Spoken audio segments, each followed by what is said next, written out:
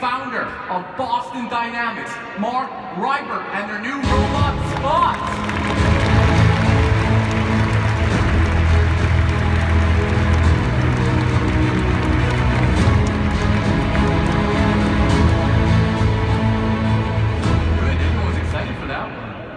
Hello everybody, it's great to be here. I love those environments. We're not up to the levels of athleticism that are in animals, but we have a focus on the dynamics of behavior, energetics, to follow Seth Davis, who's the leader here, and it also in this situation where it's following the leader as it bushwhacks through this terrain. And of course, we come from Boston, where the ability of legs to travel in snow is a real asset because wheeled and track things can't go there. And here's our attempt at building a cheetah. It doesn't go nearly as fast as the animal. Robot. It's a robot we're shipping. Handle, which is a logistics robot that we are developing and should be ready in about a year and a half or 2 years. And Atlas. Atlas is our Lamborghini. It's expensive, it takes a team of special people to keep it working, but the performance is higher than anything else we've been able to create. So let me prototype, but in a minute you'll see the shipping version. And this isn't actually a real house, this is inside a warehouse. And those aren't real people, those are engineers. And chicken and most animals have the ability to stabilize part of their bodies while the rest of the body is moving. And that means you can use that stability to think in terms of controlling the behavior of a hand with respect to its task, like opening this door, and not have to worry about all the interactions between the legs and the body. That was a good Samaritan approach. Spot is kind of short, or look up on the screen. Seth Davis is operating the robot. So in this case, it's not autonomously traveling. It's being steered by Seth, although the computers on board are regulating the motion of the legs and the balance and all those kinds of things. I think Spot travels at about 3 miles an hour, which is sort of human walking speed.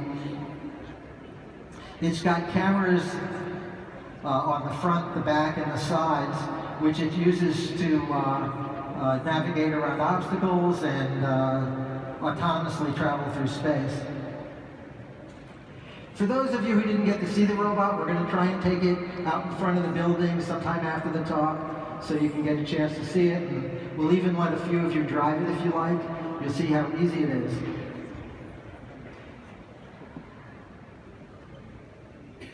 It's almost here.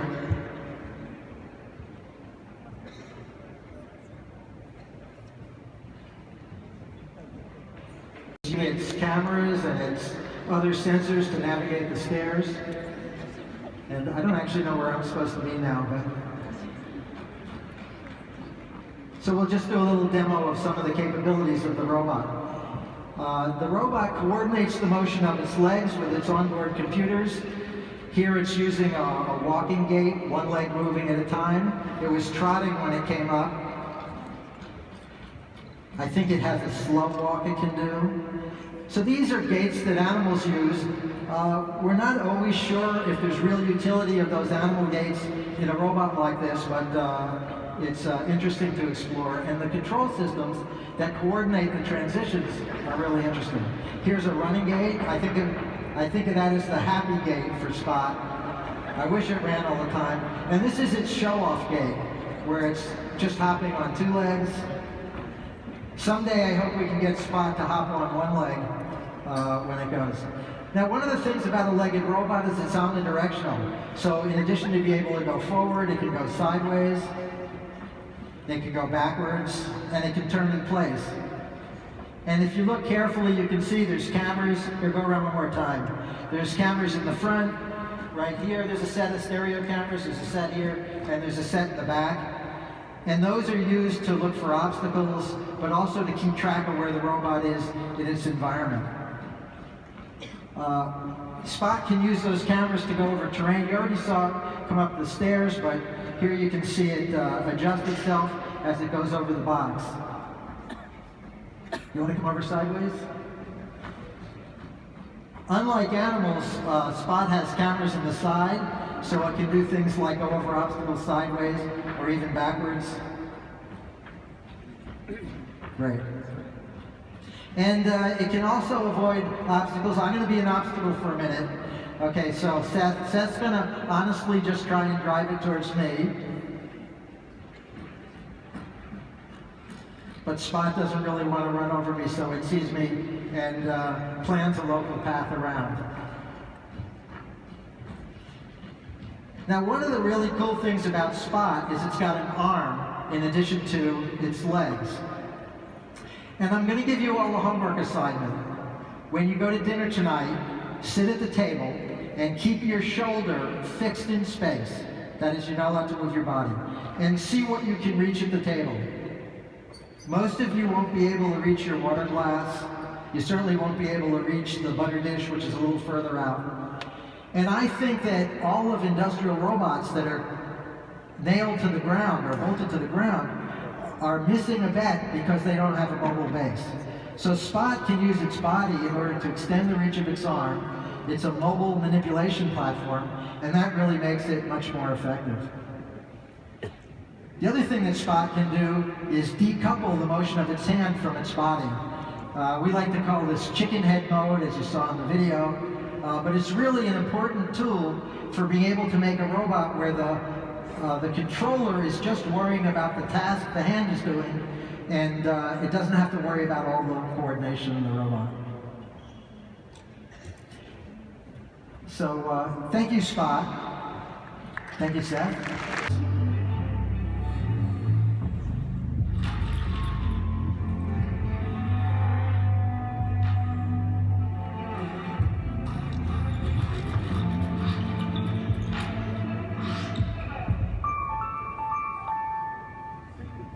Cardboard boxes that weigh less than about 35 pounds. And it uses a vision system to both locate the pallets that they're on and to identify the box among the other boxes. And this is a task where each of the pallets that's being picked from are one SKU or one kind of product. And it's building up a mixed SKU, which is how retail stores want their products delivered. There's some of the specialized hardware that's in Atlas. There's a hydraulic power unit that weighs about 5 kilograms and that can produce 5 kilowatts of power when the robot's operating. Right above the power supply is a leg that's a 3D printed leg that has hydraulic pathways, actuator bores, and places for valves, so that we can get very lightweight components, much lighter weight than you can get by having separate components for all these elements and stitching them together.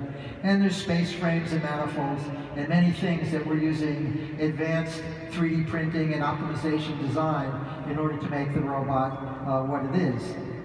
And using those kinds of techniques, we've developed a series of humanoids that started out very big and heavy and clunky. The first one that we built for DARPA for their DARPA Robotics Challenge weighed 375 pounds. It was slow, range of motion was limited, but through a series of developments, we made a robot that's kind of my size, the perfect size. Unfortunately, I've kind of slipped from that 165-pound weight, so, but that's where the robot is. And has all the strength, range of motion, and capability, actually more than the original robot. So we're very excited about that. And we're continuing down this path of developing hardware that's even faster and stronger and more capable. So I'll just show you a clip of Atlas in action, using athletic AI in order to run, do a little jumping. We're working on parkour.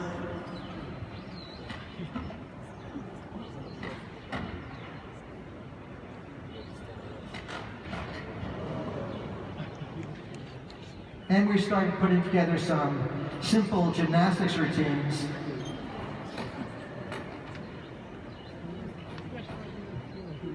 that really let us test rapid behavior development, optimization techniques, machine learning, and the like. So I think this robot is really, for us internally,